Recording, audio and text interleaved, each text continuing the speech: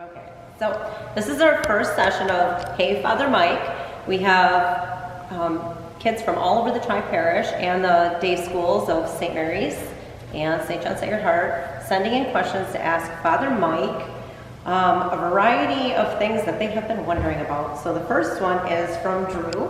Okay. And many kids have actually asked this question, and it says, if you had another job besides being a priest, what would it be? If I had another job besides being a priest, you know, I was thinking here, maybe when I retire, I would bag groceries. Because that way I had an opportunity to talk to people and just, you know, while you're bagging the groceries, talking to people. I'm hoping they'll still bag groceries, I'm not sure, but that's what I thought about doing. I like the conversation. Okay, so if you wouldn't have been a priest or heard the... Oh, if I wouldn't have been a priest. Well, yeah, another question. Oh, kind of okay. like it. Yeah, what would you have been? If I wasn't a priest, what would I have been? I had considered being a teacher. You know, like a grade school teacher or a high school teacher. That's something I considered. But I didn't pursue that too much.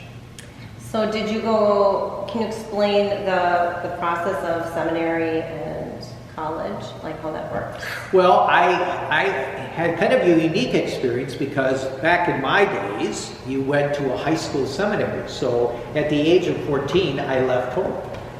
And I left home and lived at the school. It was a boarding school. It was all guys. About 300 guys were there.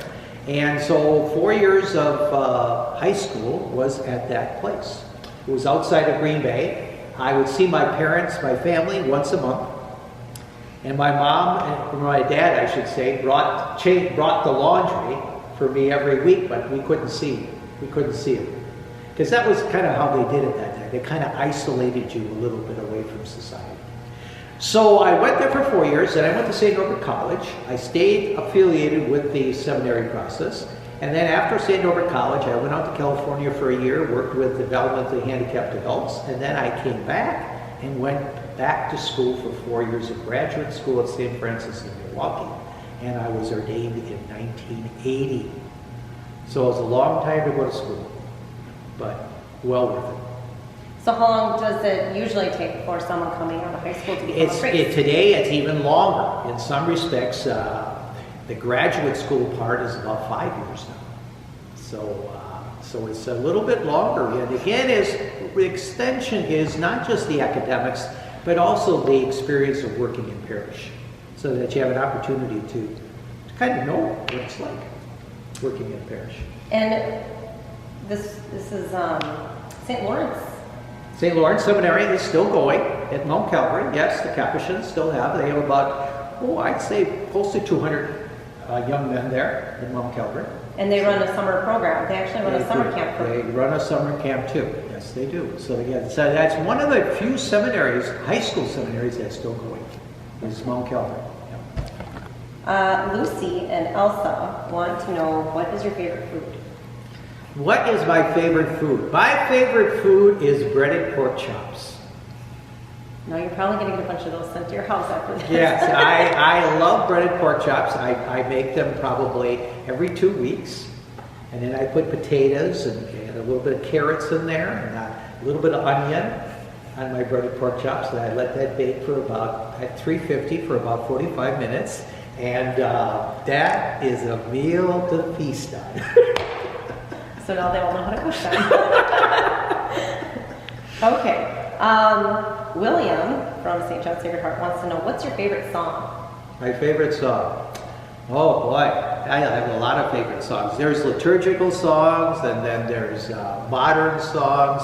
I listen to Amazon Radio, you know, stream that, and I usually listen to songs from the 80s and the 70s.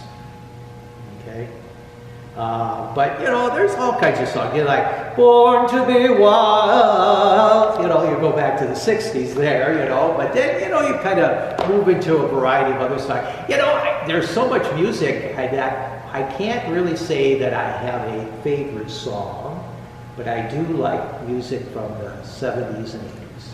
That's what I listen to. Okay. Do you have a favorite band? A favorite band? I guess if I was to choose a favorite band, it probably would be Boston. Okay. Yeah, which is back in the 60s, 70s. Okay. Yeah, yeah. He also wants to know if you like to go fishing. Do I like go fishing? You know, I used to fish a lot. I did. As a younger person, I did. I even had a boat. That was just a little boat, but I mean, I had a boat and did a lot of fishing. But then I got out of that, and I haven't fished much at all. A couple of people have invited me to go out on Winnebago, but it has never worked out. So I have not even been fished on Winnebago at all. But I do like eating fish, and people have brought me fish, and that is a wonderful thing when they bring you fish and they're cleaned already, and you just need to prepare them. So that's a wonderful gift. Oh, that's good. Okay. Grace wants to know, do you have a sweet tooth? What's your favorite sweet? Oh, I do. I love cookies. Any particular kind? Well, I usually buy oatmeal or chocolate chip over at Dick's. You know, it's kind of nice. They're baked cookies. They're ones. So Oh, yeah. those are very, very good. I do like sugar cookies also. That's like, especially the Easter sugar cookies or the Christmas sugar cookies. Okay. Colton from St. John Sayerhart wants to know something about a priest's funeral. He wants to know if a priest dies, Yes. who is the presider? So who does the priest's funeral, and what does that look like? Because I know we just had a priest pass away. Yes. Father Norm Krutzek just died. Okay. The bishop always has the mass for the funeral for a priest. Okay. It's kind of unique because a priest is laid out in a full couch, meaning you can even see his feet. So people sometimes, for instance, a president, when they lie in state, they would be a full couch. Most people, you'll notice, just have the part open, which is the front part of the body, but the lower part of your body is usually covered because there's a split cover on it. For a priest coffin, which they call priest coffin, it's a full cover. There's no split. So it's one complete cover. So it opens up and it's a full couch, and then the priest lays in state for visitation in the church in front. And that was way before people. We used to do that for people. They just did that for priests. But now we do that for everyone. But the couch is kind of unique, meaning the coffin, because it's a full coffin. So you see their shoes and their socks and everything else. Now, what's unique also with a priest is they will be vested. So they'll have a alba, a chasuble, and a stole. And that's how they are dressed in the coffin.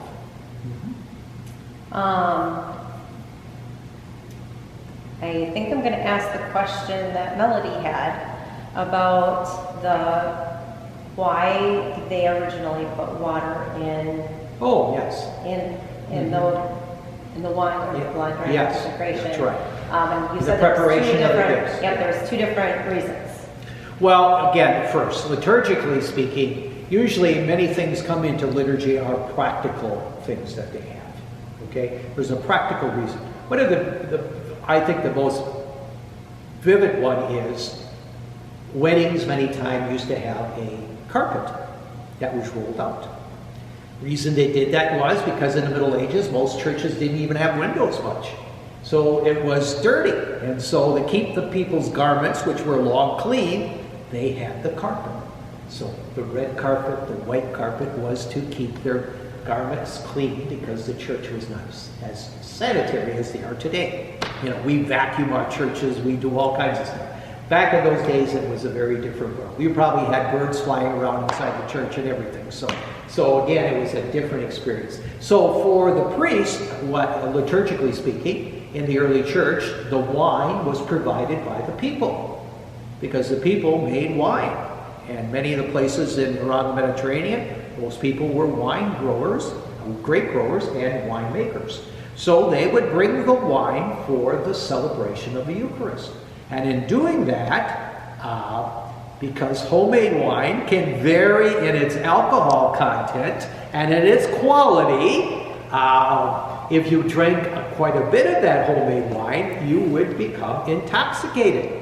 So in order to prevent the presider from becoming intoxicated by the high potent wine, they added water to dilute the alcohol content in the chalice. So that was the pragmatic purpose. Now today, we also takes on a spiritual context. When Jesus was on the cross and the spear was placed in his side, blood and water flowed from his side. The cup, the chalice, blood of Christ, and that whole connection then with the wine. Water and wine, water and blood. So it has taken on a spiritual significance too. Okay. All right. Well, thanks for joining us for our first session.